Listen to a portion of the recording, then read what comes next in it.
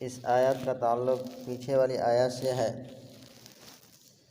کہ جب کفار اور مشرکین نے بیت اللہ کا طواف کر کے اللہ تعالیٰ سے دعا کی تھی کہ اللہ ہمیں کامیابی حاصل ہو، فتح حاصل ہو، تو اصل میں اپنے آپ کو وہ حق پر سمجھتے تھے۔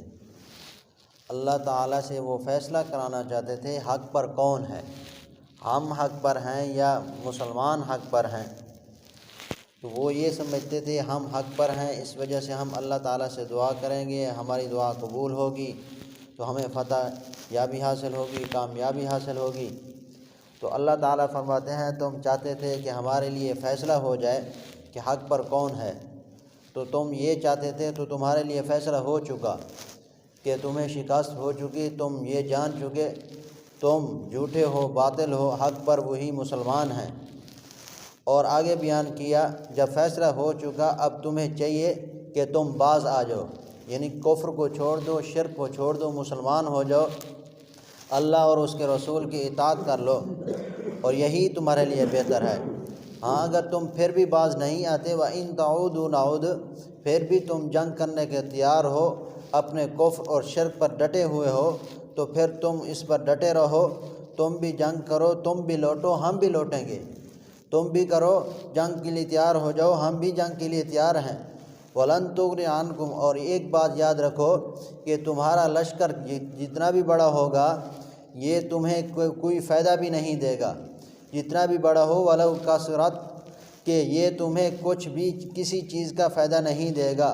مسلمانوں کی تعداد بہت کم ہوگی، اسباب بھی ان کے پاس نہیں ہوگا اور ان کے پاس اسلحہ بھی نہیں ہوگا، لیکن وہ اللہ تعالیٰ کی مدد سے فتح یاب ہوں گے، کامیاب ہوں گے۔ اس وجہ سے کہ تمہارے پاس اتنا بڑا لشکر تھا، ساز و سامان تھا، اسلحہ تھا، تم ناکام ہوئے۔ وَأَنَّ اللَّهَ مَعَ الْمُتَّقِينَ، تم جتنی بھی بڑی جماعت لے آؤ لیکن مومنین کے ساتھ اللہ تعالیٰ کی مدد شامل ہے۔ تو مومنین حق پر ہوئے، تم نہ حق پر، اس وجہ سے تم باز آ جاؤ۔ اگر باز نہیں آتے تو پھر تم ساری زندگی ناکام اور مردار رہو گے، اور قیامت کے دن تمہیں جہنم میں ڈالا جائے گا۔ اور آگے اللہ تعالیٰ بیان کرتے ہیں کہ اے ایمان والو، اصل میں اس پورے قصے میں تمام لوگوں کے لیے، تمام انسانوں کے لیے عبرت اور سبق ہے۔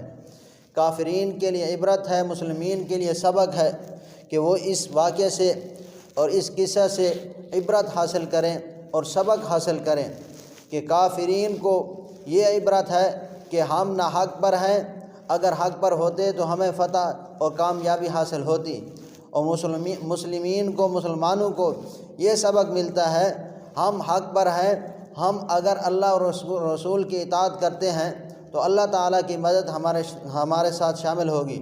جس طرح پچھلی آیت میں گزرا ہے وَمَن يُشَاقِقِ اللَّهَ وَرَسُولَهُ، کہ جو شخص اللہ اور اس کے رسول کی مخالفت کرے گا ان کے لیے سخت عذاب ہے، ان کے لیے سخت عذاب ہے۔ اس وجہ سے آگے بیان کر دیا اے ایمان والو، اپنی پہچان کرو، اپنے آپ کو پہچانو، اللہ اور اس کے رسول کی اطاعت کرو، اللہ اور اس کے رسول کی اطاعت کرو۔ وَلَا تَتَوَلَّوْا عَنْهُ، اور اس کی اطاعت سے پیٹھ نہ پھیرو، اور اس کی اطاعت سے پیٹھ نہ پھیرو اس وقت جب تم نے ایک بات سن لی۔ یہ سننا یہ کئی اعتبار سے ہوتا ہے، مفسرین نے لکھا یہ 4 اعتبار سے ہوتا ہے۔ ایک آدمی کہ کوئی بات کرتا ہے تو اس کو سنتا تو ہے، سمجھتا تو نہیں ہے۔ دوسرا یہ ہے کہ سنتا بھی ہے اور سمجھتا بھی ہے لیکن اس کا اعتقاد نہیں ہوتا یہ کام جائز ہے ناجائز ہے، اس کا یہ اعتقاد نہیں ہوتا۔ اور تیسرا یہ ہے کہ سنتا بھی ہے، سمجھتا بھی ہے اور اعتقاد بھی کرتا ہے لیکن عمل نہیں کرتا۔ چوتھا یہی ہے کہ اعتقاد کے ساتھ عمل بھی کرتا ہے۔ تو اگر کوئی ایسا شخص ہے کہ وہ کان لگا کر نہیں سنتا، وہ تو کافر ہے، وہ کافر ہے۔ اللہ تعالیٰ نے قرآن مجید کے اندر جا بجا بیان کر دیا، پھر بھی وہ نہیں سنتا تو وہ کافر اور مشرک ہوگا۔ اور جو سنتا ہے، سمجھتا ہے لیکن عمل نہیں کرتا، سمجھتا تو ہے لیکن صحیح طرح نہیں سمجھتا، وہ منافق ہے اور جان بوجھ کر اس سے روگردانی کرتا ہے۔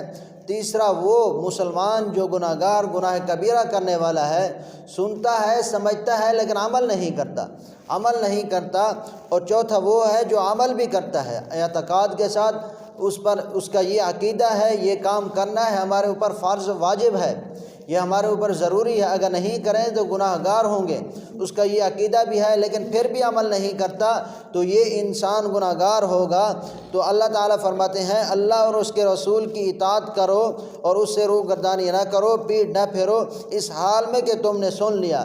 اب حضور علیہ السلام کے فرمان ہمارے پاس پہنچ چکے، جس حدیث کو ہم نے سن لیا اس پر عمل کرنا واجب ہو چکا، جس آیات کو ہم نے سن لیا اس پر عمل کرنا واجب ہو چکا۔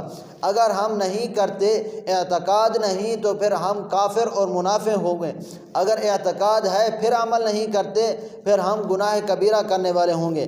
تو اللہ تعالیٰ نے آگے مثال دی کہ تم ان لوگوں کی طرح نہ ہو جاؤ جنہوں نے کہا کہ ہم نے سن لیا، اور حالانکہ وہ سننے والے نہیں تھی۔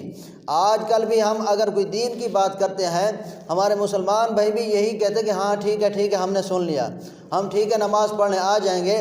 تبلیغ والے جاتے ہیں تو ان کو تنخواہ دیتے ہیں اس طرح، تو یہ کافرین کی صفت ہے، مشرکین کی، منافقین کی صفت ہے، مسلمانوں کی نہیں ہے۔